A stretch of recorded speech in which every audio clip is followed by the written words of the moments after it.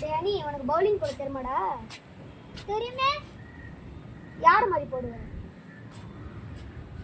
நீ யார் மாதிரி போடணும்னு சொல்ற? புவனேஸ்வர் குமார் போடுவியா? போட்டா போடுறேன். வாடா. ஒரு நிமிஷம் வாடா. ஜஸ்பிரீத் பும்ரா மாதிரி போடுவியாடா நீ முதல்ல? ரெண்டுமே போடுறேன்டா. வாடா. போடா.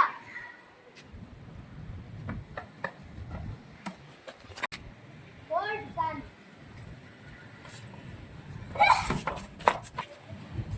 ஏய், ஸ்பின் பால் முதல்ல போட தெரியுமா?